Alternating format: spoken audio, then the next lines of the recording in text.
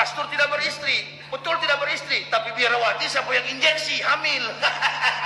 Tanya tuh Ibu Haja Irene, kan beliau dari mantan biarawati, hamil juga.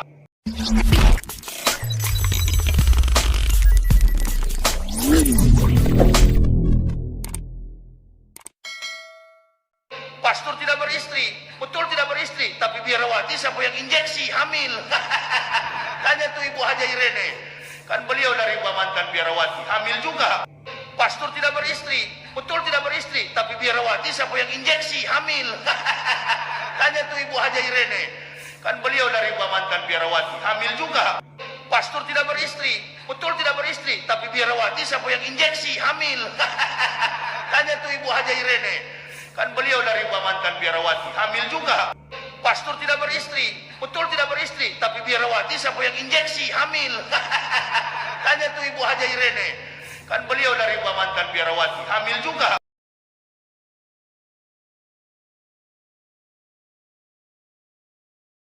Sekarang saya akan mengajak saudara untuk melihat kesaksian dari perspektif keluarga, orang yang lebih kenal, yang lebih dekat dengan Irene Handono.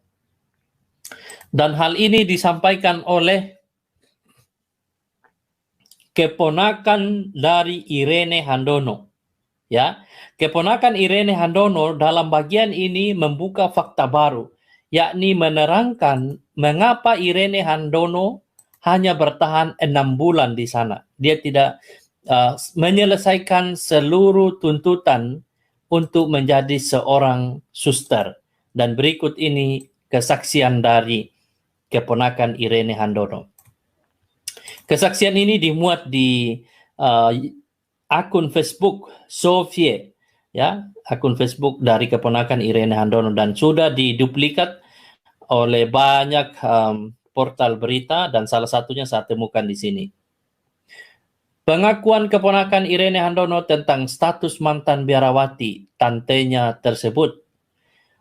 Halo teman-teman, saya salah seorang keponakan Irene Handono yang nama aslinya adalah Han Ho Lie. Ini nama asli Irene Handono, karena dia adalah keturunan Chinese dari keluarga yang penganut agama Katolik.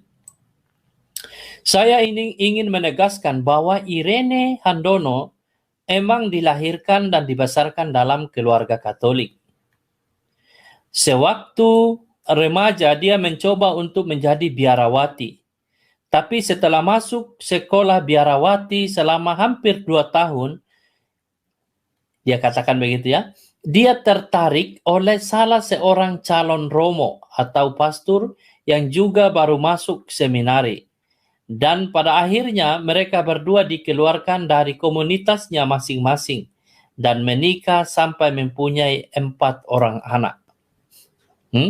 Jadi saudara bisa lihat di sini alasan mengapa ia tidak menyelesaikan studinya di kebiarawan tersebut karena perbuatan asusila, pelanggaran moral, pelanggaran peraturan, kawin dengan seorang calon romo, kemudian mereka punya anak, ya, dan mereka menikah, memiliki 4 orang anak. Ini adalah fakta baru. Ya, ini fakta baru. Nah, hal yang paling kami sesalkan dalam keluarga adalah saat dia memaksa untuk bercerai dengan suami pertama agar bisa menikahi suami kedua, Tengku Masyur Muhammad Amin atau Masruh Chin Yusufi. Ya, menikah dengan suami kedua, kedudukan dia sebagai istri yang kesekian, karena suami kedua sudah memiliki anak istri. Nah, saudara bisa lihat, ini adalah fakta yang kedua. Fakta kedua adalah kemungkinan dia tidak puas dengan suami yang pertama, yaitu calon imam, calon romo tadi, yang menjadi suami pertama, meskipun sudah punya 4 anak, tetapi kemudian Umi Irene Handono bercerai dengan suami pertama, lalu rela menikah dengan suami kedua yang bernama Teungku Mansur Muhammad Amin. tentu dari namanya adalah nama seorang muslim. Dan suami kedua ini sudah memiliki istri dan anak-anak. Bayangkan saudara, Umi Irene Handono rela dimadu, rela menjadi istri kedua untuk pria ini. Kita tidak tahu apa daya tarik dari suami kedua ini, yaitu Tengku Masur Muhammad Amin. Apakah punya dia lebih besar? Maksud saya hartanya lebih besar, rumahnya lebih besar. Apakah punya dia lebih panjang? Maksud saya kesabarannya lebih panjang, kan? Kasih sayangnya lebih panjang dan lain sebagainya. Kita tidak tahu. Kita berharap nanti ada fakta baru mengenai hal ini. Tapi yang pasti ia tinggalkan suaminya yang sesama Katolik demi pria ini dan rela untuk menjadi seorang istri yang kedua. Kita lanjut. Irene Handono belajar menjadi Islam sejak dia memutuskan untuk menikahi suaminya yang kedua, yang merupakan penganut agama Islam, dan setelah belajar Islam, membuat tante saya teringat akan seminari yang mengeluarkannya. Inilah alasan kenapa statementnya selalu menyerang kekristenan. Saudara bisa lihat alasan mengapa Irene Handono selama ini selalu menumpah ruahkan emosinya, kebencian dan lain sebagainya lewat ceramah-ceramahnya. Semua itu alasan ini. Karena ia dikeluarkan dari biara tempat ia mengabdi dan juga ditolak oleh keluarga. Bayangkan saudara, ya, ia benar-benar kehilangan pegangan, kehilangan jati diri. Ditolak dari komunitas, ditolak dari keluarga karena bercerai dengan suaminya yang pertama. Dan itu bertolak belakang dengan prinsip-prinsip iman Kristen, di mana kekristenan menekankan pernikahan itu satu kali untuk selama-lamanya. Dan karena itulah Irene Handono sampai hari ini saudara bisa lihat semua ceramah-ceramahnya adalah penuh dengan kebencian dan kemarahan. Ya, jadi ini kesimpulan dari keponakannya. Jadi jika Irene Handono mengklaim bahwa dia seorang mantan biarawati, tentu saja itu bohong. Dia adalah produk anak manja oleh nenek saya, karena merupakan satu-satunya anak perempuan dari 5 bersaudara. Ini fakta lainnya saudara. Dia adalah produk anak manja dari neneknya.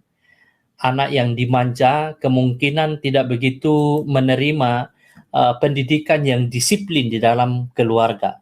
Maka ini juga menjadi pelajaran bagi kita untuk jangan terlalu manja anak-anak. Anak-anak perlu didisiplin supaya mereka bisa hidup, ya. Mereka bisa hidup dengan benar sesuai dengan nilai-nilai Kristiani. Dan hasil produk anak manja itu ya seperti Umi Irene Handono. Ya. Dan saudara sudah jelas di sini saudara melihat sendiri bahwa Irene Handono adalah seorang yang telah berbohong di depan publik, membohongi saudara-saudari kita umat muslim, ya.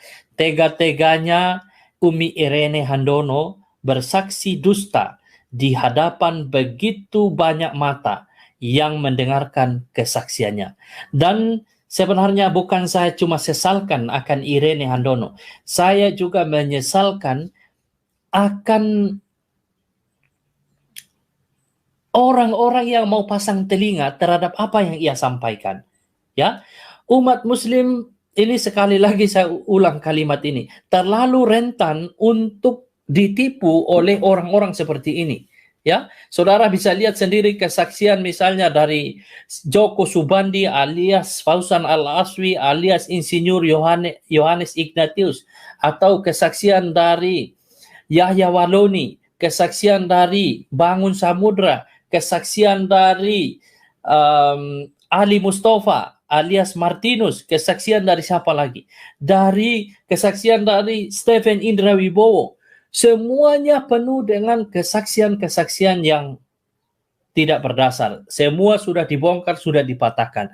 Tapi apa yang terjadi? Mereka terlalu senang dengan kebohongan-kebohongan itu. Sepertinya memang ada sekelompok orang yang suka dengan kebohongan. Meskipun mereka tahu fakta yang terbongkar, yang terbaru, sudah membongkar semuanya. Tetapi ada orang yang kemungkinan punya seperti kelainan sedikit ya. Kelainan sedikit, mereka suka dininabobokan dengan kepalsuan, dengan kebohongan-kebohongan. Nah, saudara,